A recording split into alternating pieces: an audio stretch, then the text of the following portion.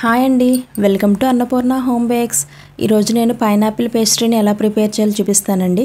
అదేవిధంగా sponge preparation కూడా మీకు చూపిస్తాను. అంటే 1.5 కిలో కేక్కి స్పాంజ్ ఎంత మనం ప్రిపేర్ చేయాలో ఈ వీడియోలో మీకు చూపిస్తాను.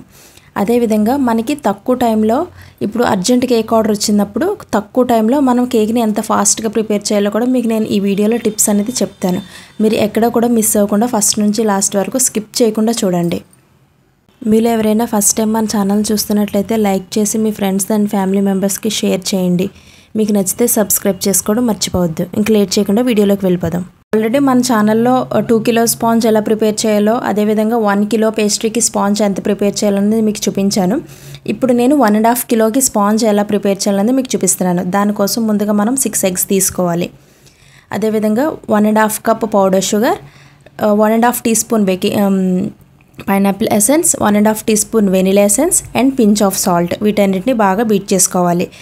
ఇది కొంచెం ప్లఫీగా అంటే కొంచెం ఎల్లోయిష్ తగ్గి మనకి లైట్ పేల్ కలర్ వచ్చినంత వరకు బీట్ చేసుకున్న తర్వాత 1.5 కప్ పౌడర్ షుగర్ వేసుకోండి.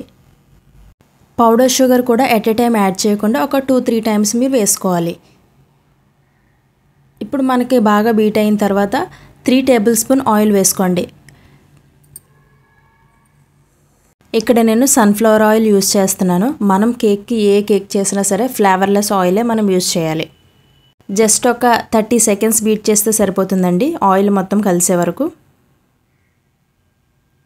ఇప్పుడు డ్రై ఇంగ్రీడియంట్స్ మెజర్మెంట్ అనేది మీకు చెప్తాను. 1.5 cup maida, 1.5 teaspoon baking powder and 1/2 teaspoon baking soda, వీటన్నిటిని 2-3 టైమ్స్ జల్లించుకొని అప్పుడు బ్యాటర్లోకి యాడ్ చేసుకోండి. ఎగ్స్ని ఎప్పుడైతే బీట్ చేయడం స్టార్ట్ చేస్తామో అవన్నీ అప్పుడే ప్రీహీట్ చేసుకోవాలి. 180 డిగ్రీస్ దగ్గర 10 మినిట్స్ ప్రీహీట్ చేస్తే సరిపోతుంది. అదే గ్యాస్ పైన బేక్ చేద్దాం అనుకున్న వాళ్ళు అడుగు మందంగా ఉండే ఒక పెద్ద బౌల్ని గ్యాస్ పైన పెట్టి లో ఫ్లేమ్లో ఒక 10 మినిట్స్ పాటు అలా వదిలేసేయండి. బ్యాటర్ని ఓవర్గా మిక్స్ చేయకూడదు, వన్ డైరెక్షన్లోనే మిక్స్ చేసుకోవాలి. మీరు ఇక్కడ డ్రై ఇంగ్రీడియంట్స్ మిక్స్ చేసినప్పుడు ఎప్పుడూ కూడా హ్యాండ్ బ్లెండర్ యూజ్ చేయకూడదండి. కేక్ జెల్ యూజ్ చేసినప్పుడు మాత్రమే హ్యాండ్ బ్లెండర్ యూజ్ చేయాలి. కేక్ జెల్ అంటే స్పాంజ్ జెల్ అండి, అది యూజ్ చేసినప్పుడు మాత్రమే హ్యాండ్ బ్లెండర్ యూజ్ చేయాలి. లేదు మీరు స్పాంజ్ జెల్ యూజ్ చేయకుండా నేను చేసిన ప్రాసెస్లో మీరు కేక్ చేసినట్లయితే మీరు హ్యాండ్ బ్లెండర్ ఇక్కడ యూజ్ చేయకూడదు. ఇప్పుడు స్పాచులాతో సైడ్స్ మొత్తం నీట్గా స్క్రాప్ చేసుకోవాలి. మీకు ఇంకా మిల్క్ యాడ్ చేసుకోవాలనుకుంటే జస్ట్ 1 టేబుల్ స్పూన్ వేసుకోండి, అది బ్యాటర్ కన్సిస్టెన్సీని బట్టి. ఇక్కడ నేను 1.5 కిలో కేక్ కోసం 9 ఇంచెస్ స్క్వేర్ టిన్ యూజ్ చేస్తున్నానండి. అదే మీరు రౌండ్ టిన్లో చేద్దాం అనుకుంటే 10 ఇంచ్ యూజ్ చేయండి. మీకు లేయర్స్ థిక్గా కావాలి అనుకుంటే రౌండ్ టిన్ కూడా 9 ఇంచెస్లోనే మీరు వేసుకోవచ్చు బ్యాటర్ని. అదే మీరు ఎగ్లెస్ బేక్ చేద్దాం అనుకుంటే ఎగ్లెస్ అయితే కంపల్సరీగా స్క్వేర్ కానీ రౌండ్ కానీ మీరు 9 ఇంచెసే యూజ్ చేయాలి. ఎందుకంటే ఎగ్కి ఎగ్లెస్కి డిఫరెన్స్ ఉంటుందండి. ఎగ్ వచ్చినంత ఫోమీగా ఎగ్లెస్ రాదు. ఇక్కడ నేను 9 ఇంచెస్ స్క్వేర్ టిన్ యూజ్ చేస్తున్నాను. ఈ బ్యాటర్ మొత్తాన్ని టిన్లో ట్రాన్స్ఫర్ చేసుకొని ప్రీహీటెడ్ ఓవెన్లో 180 డిగ్రీస్ దగ్గర 30 to 35 మినిట్స్ బేక్ చేసుకోవాలి.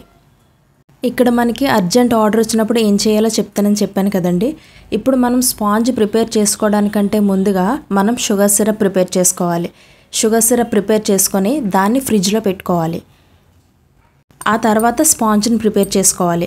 స్పాంజ్ బేక్ అవుతున్న టైంలో మనం విప్పింగ్ క్రీమ్ని బీట్ చేసుకోవాలి. ఇక్కడ నేను 1.5 కిలో కేక్ కోసం 2 కప్స్ విప్పింగ్ క్రీమ్ యూజ్ చేస్తున్నాను. నేను యూజ్ చేసే కప్ వచ్చేసి 250 ml కప్పు. నేను మెజర్ చేయడానికి ఎప్పుడు కూడా 250 ml కప్నే యూజ్ చేస్తానండి, అది మైదా కన్నా సరే విప్పింగ్ క్రీమ్ కోసమైనా సరే. ఇక్కడ పైనాపిల్ ఎసెన్స్ కూడా నేను 1/2 టీ స్పూన్ వేసుకున్నాను, అది మీ ఆప్షనల్ అండి. మీరు పైనాపిల్ ఎసెన్స్ ఈ క్రీమ్లో వేసుకొని బీట్ చేసుకుంటే మీరు క్రష్ అనేది క్రీమ్లో మిక్స్ చేయని అవసరం లేదు. విప్పింగ్ క్రీమ్ ఎలా బీట్ చేయాలో ఆల్రెడీ మన ఛానల్లో ఉందండి, నేను అందుకే మీకు క్లియర్గా చూపించలేదు. చూడండి, క్రీమ్ ఈ కన్సిస్టెన్సీలో బీట్ అయితే సరిపోతుంది. ఇలా బీట్ చేసుకోవడం వల్ల మనకి క్రీమ్ త్వరగా మెల్ట్ అవుదండి, ఎక్కువసేపు స్టిఫ్గా ఉంటుంది. ఈ గ్యాప్లో స్పాంజ్ కూడా బేక్ అయిపోయింది. ఇప్పుడు వేడి మీద డిమోల్డ్ చేయకుండా దీనిపైన ఒక క్లాత్ కప్పేసి ఒక 10 మినిట్స్ ఉంచండి, సరిపోతుంది. ఎందుకంటే మనకి అర్జెంట్ ఆర్డర్ కాబట్టి హాఫ్ అన్ అవర్ 1 అవర్ మనం అలా ఉంచడానికి అవ్వదు. సో జస్ట్ ఒక 10 మినిట్స్ ఉంచండి. నేను 10 మినిట్స్ తర్వాత వేడిగా ఉన్నప్పుడే డిమోల్డ్ చేస్తున్నానండి. బట్ ఇలా వేడిగా ఉన్నప్పుడే డిమోల్డ్ చేయడం వల్ల మనకి కేక్ బ్రేక్ అయ్యే ఛాన్స్ ఉంటుంది. వీడియోలో నేను చూపించిన విధంగా స్పాచులాతో సైడ్స్ మొత్తం లూజ్ చేసుకోండి. అప్పుడు విరిగిపోకుండా పర్ఫెక్ట్గా డిమోల్డ్ అవుతుంది. బటర్ పేపర్ రిమూవ్ చేసి 3 లేయర్స్గా కట్ చేసుకోండి. నేను కేక్ని కూడా బేక్ చేయకముందే షుగర్ సిరప్ని ప్రిపేర్ చేసుకోమని చెప్పానండి. అది ఎందుకోసం అంటే మనం వేడిగా ఉన్నప్పుడు కేక్ని 3 లేయర్స్ కింద కట్ చేస్తాము. కట్ చేసిన తర్వాత మనం దానిపైన షుగర్ సిరప్ నార్మల్గా ఉన్న షుగర్ సిరప్ వేసి దానిపైన క్రీమ్ అప్లై చేస్తే ఆ వేడికి క్రీమ్ అనేది మెల్ట్ అవుతుంది. అలా కాకుండా మనం ముందుగానే షుగర్ సిరప్ని ప్రిపేర్ చేసుకొని దాన్ని నార్మల్లో కూడా కాదండి డీప్లో పెట్టుకోండి. డీప్లో పెట్టుకోవడం వల్ల మనకి బాగా కూల్ అవుతుంది ఈ గ్యాప్లో. ఇప్పుడు వేడిగా ఉన్న కేక్ పైన మీరు షుగర్ సిరప్ వేసుకోండి. కూల్గా ఉన్న షుగర్ సిరప్ వేయండి. దానివల్ల మనకి కరెక్ట్గా బ్యాలెన్స్ అవుతుంది. మనకి క్రీమ్ కూడా మెల్ట్ అవ్వదు. ఇప్పుడు షుగర్ సిరప్లో 1 టేబుల్ స్పూన్ పైనాపిల్ క్రష్ వేసుకోండి. రౌండ్ కేక్ని ఐసింగ్ చేసినప్పుడు పర్ఫెక్ట్గా వస్తుందండి ఎవరికైనా సరే. బట్ స్క్వేర్ కేక్ ఐసింగ్ చేసినప్పుడు టైం పడుతుంది అండ్ ఐసింగ్ కూడా అంత పర్ఫెక్ట్గా రాదు కొంతమందికి. బట్ నేను ఈ వీడియోలో నేను చేసిన విధంగా మీరు ఐసింగ్ చేయండి, మీకు చాలా పర్ఫెక్ట్గా వస్తుంది. రౌండ్ అయినా సరే స్క్వేర్ అయినా సరే షార్ప్ ఎడ్జెస్ కూడా వస్తాయి. అంటే ఐసింగ్ నేను చేసిన విధంగానే చేయాలని ఏం లేదండి.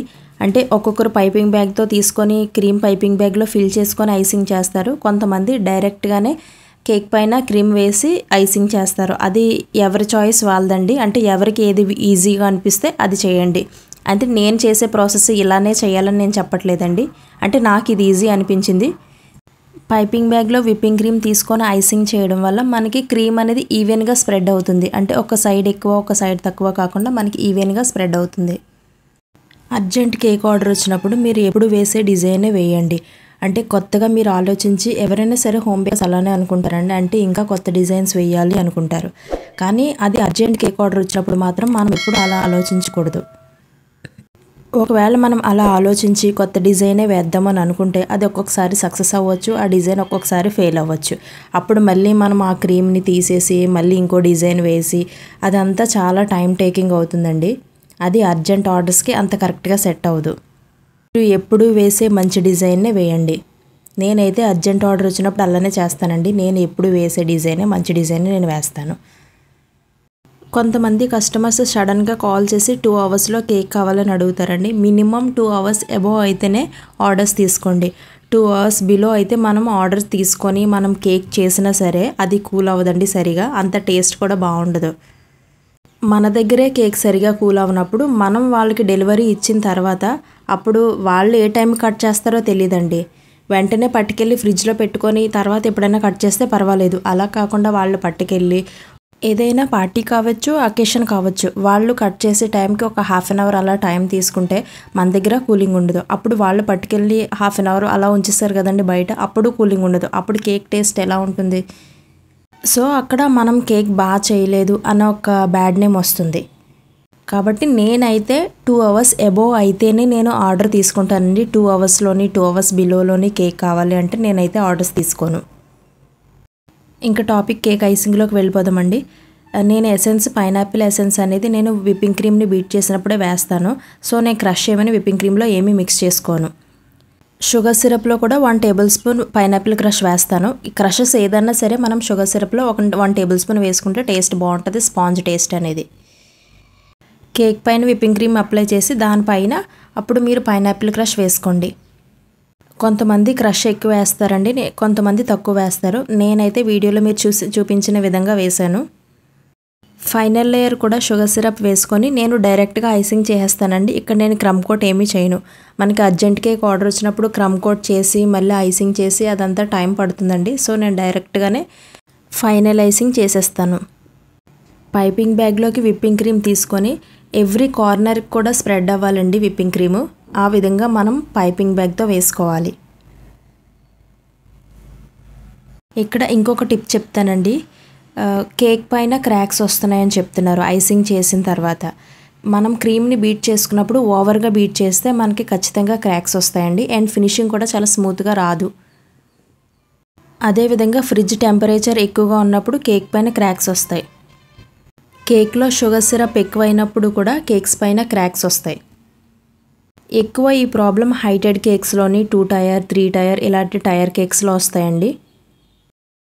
సో అలాంటి కేక్స్కి ఎప్పుడు కూడా షుగర్ సిరప్ తగ్గించి వేసుకోవాలి. వీడియోలో చూపించిన విధంగా స్పాచులాతో ఒక్కసారి నీట్గా స్మూత్ చేసుకున్నప్పుడు అక్కడ గ్యాప్స్ ఉన్న ప్లేస్లో విప్పింగ్ క్రీమ్ని అప్లై చేసుకోండి. కార్నర్స్ దగ్గర కొంచెం ఎక్కువ విప్పింగ్ క్రీమ్ని అప్లై చేయండి. అప్పుడు మనకి కార్నర్స్ అనేవి నీట్గా కనిపిస్తాయి అండ్ ఎడ్జెస్ కూడా షార్ప్గా వస్తాయి. ఇలా ఐసింగ్ చేసిన తర్వాత ఎక్స్ట్రా ఉన్న క్రీమ్ని కూడా తీసేయండి. కేక్ పైన సైడ్స్ మొత్తం అంతా ఎక్స్ట్రా ఉంటుంది కదండి, ఆ ఎక్స్ట్రా క్రీమ్ తీసేయండి.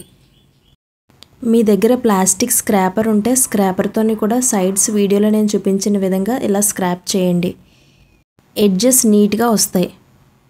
మీ దగ్గర ఇలాంటి స్క్రాపర్ లేకపోతే OHP షీట్ టైప్లో స్క్రాపర్స్ ఉంటాయి కదండి ట్రాన్స్పరెంట్గా, ఆ స్క్రాపర్ యూస్ చేస్తే ఇంకా బాగా వస్తాయి. అదే ఫ్లెక్సిబుల్గా ఉంటాయి కదండి, అలాంటి ఫ్లెక్సిబుల్గా ఉన్న స్క్రాపర్స్ కూడా యూస్ చేయొచ్చు.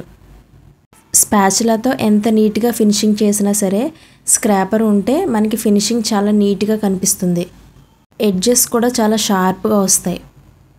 ఇలా ఐసింగ్ మొత్తం కంప్లీట్ అయిపోయిన తర్వాత కేక్ పైన నేను న్యూట్రల్ జెల్ వేద్దాం అనుకుంటున్నాను. దానికోసం న్యూట్రల్ జెల్లో కొంచెం వాటర్ మిక్స్ చేసి 1 or 2 డ్రాప్స్ ఎల్లో కలర్ వేయండి. జెల్లో మరీ ఎక్కువ వాటర్ వేయకూడదండి.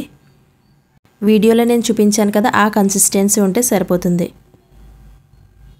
నేను మిడిల్లో వేయకుండా ఓన్లీ 4 ఎడ్జెస్ మాత్రమే వేస్తున్నానండి, 4 సైడ్స్. వీడియోలో నేను చూపించిన విధంగా స్పాచులాతో ఒక్కసారి స్మూత్ చేసుకోండి. ఇలా 4 సైడ్స్ కూడా స్మూత్ చేసుకున్న తర్వాత మనం డ్రిప్పింగ్ వేసుకోవాలి. డ్రిప్పింగ్ కోసం న్యూట్రల్ జెల్ కొంచెం వాటర్ వేసుకోండి. న్యూట్రల్ జెల్లో కొద్దిగా వాటర్, అంటే కేక్ పైన వేసినప్పుడు కొంచెం థిక్గా ఉండాలి. డ్రిప్పింగ్ వేసినప్పుడు మరీ అంత ఎక్కువ థిక్గా ఉండకూడదండి. చూడండి, ఇటు సైడ్ నేను డ్రిప్పింగ్ వేశాను, నాకు కొంచెం థిక్ అనిపించింది. సో నేను కొంచెం వాటర్ యాడ్ చేసుకున్నాను, సరిగా డ్రిప్ అవ్వదు. కొంచెం వాటర్ యాడ్ చేసుకొని ఇప్పుడు మిగతా 3 సైడ్స్ కూడా వేసుకున్నాను. మీకు స్పూన్తో అలవాటు ఉంటే స్పూన్తో వేసుకోండి, లేదంటే పైపింగ్ బ్యాగ్లో తీసుకొని వేసుకోవచ్చు. నేను ఈ కేక్ చేసిన రోజే 3 కిలో కుల్ఫీ కేక్ కూడా చేశానండి. చాలామంది కుల్ఫీ కేక్ ఎలా చేయాలో అడుగుతున్నారు. కుల్ఫీ మిక్స్ అది ఎలా ప్రిపేర్ చేయాలో అది కూడా నేను ఒక వీడియోలో చెప్తానండి, కాకపోతే కొంచెం టైం పడుతుంది. అంటే pineapple, strawberry, blueberry, black currant ఇలాంటి వాటికి క్రషెస్ యూస్ చేస్తాం కాబట్టి మనకి కేక్ అనేది ఈజీగా అయిపోతుంది. కానీ రస్మలై, కుల్ఫీ ఇలాంటి వాటికి మనం ఫిల్లింగ్స్ ఇంట్లోనే ప్రిపేర్ చేసుకుంటాం కాబట్టి టైం పడుతుందండి. సో నేను వీడియో తీయడానికి అవ్వలేదు.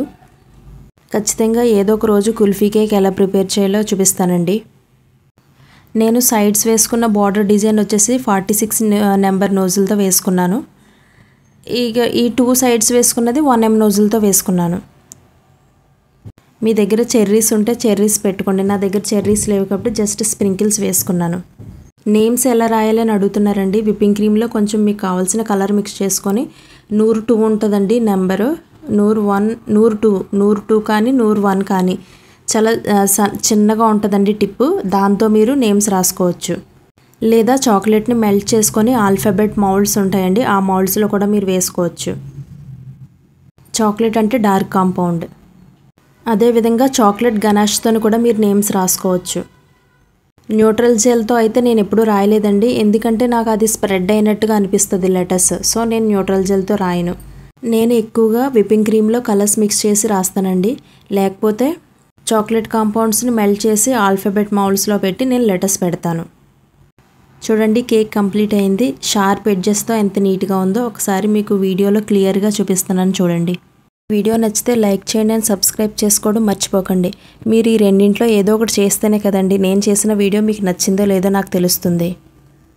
మీకు ఈ వీడియోలో ఏమైనా డౌట్స్ ఉన్నట్లయితే కమెంట్స్లో అడగండి, నేను తప్పకుండా రిప్లై ఇస్తాను. మరెన్నో ఇలాంటి మంచి మంచి వీడియోస్ కోసం మన ఛానల్ని ఫాలో అవ్వండి. Thank you for watching.